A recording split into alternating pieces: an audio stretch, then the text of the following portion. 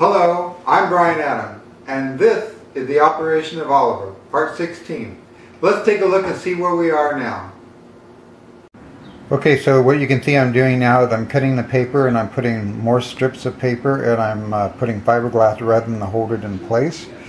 And we're leaving it out. You want to keep the fiberglass resin off the paper as much as possible because we are going to use glue to glue the rest of the paper on to create the foot. Okay, so making the foot, the hand from the palm here to the tip of the fingers is normally the length of the foot. Heel area, this is the side of the foot, and then the big toe would go here, next, toes. Why? So the toes are going to actually extend. So the toes would actually be, out in this area. Okay. So we're going to use this paper pattern, cut it twice in the watercolor paper, and there is the end result shape. Okay, so here's the outer part of the paper that's been resined on. Okay, so now we glue the shape of the feet onto the bottom.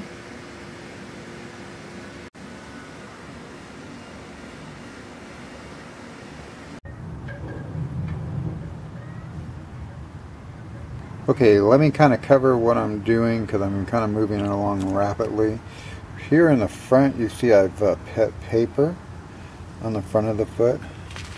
This side here I have put a piece of paper that goes straight up, and then it has an angle that goes up, and then it had an angle this way, and then it goes straight there. So it gives a little bit of shape to the foot. Then I have put fiberglass resin inside. There you go, that gives you an idea. So fiberglass pretty much covers the whole bottom part so far. I'm going to cut off anything that kind of falls outside of that realm. Okay, now it's getting nighttime over here. Okay, now I'm actually put that big long strip on that side of the foot. You see how they have this curvature there.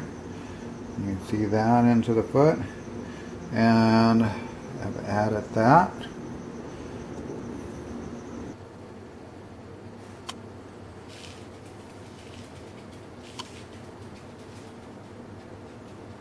And here you can see I put fiberglass resin on the bottom of the feet and on the sides of the paper.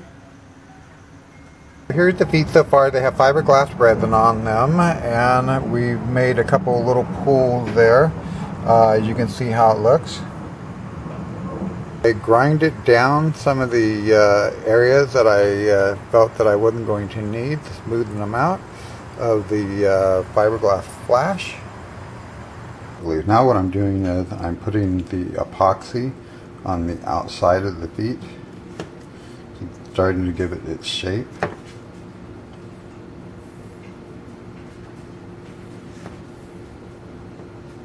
And I'll also build it up inside here, which means I'll have to cut the bottom part of the leg.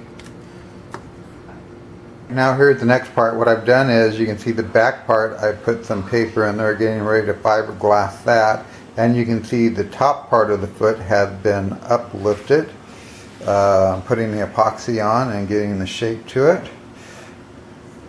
And I've also filed down the bottom part of the leg so it'll fit better in the foot. There's a little bit more changing.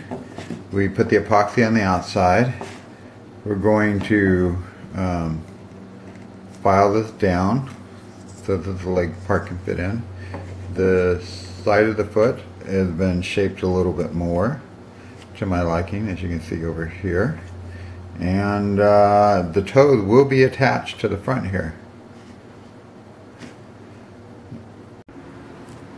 Okay, so what I've done is I've opened the holes again. I'm making it where the screw can go in. And I have epoxy on it, as you can see, that's kind of built up. I've also made sure that the washer can fit freely and flush up against that wall. This side has an epoxy on it, and this side is just the the fiberglass, but it can fit flush on both sides. So what I did was I grinded this area down so the front of the foot would fit, as well as made it sure that the back of the leg part that's going to fit into the foot would fit. I kind of grinded that out more in an oval shape so there will allow more movement of the foot, and this is the bottom part of the leg.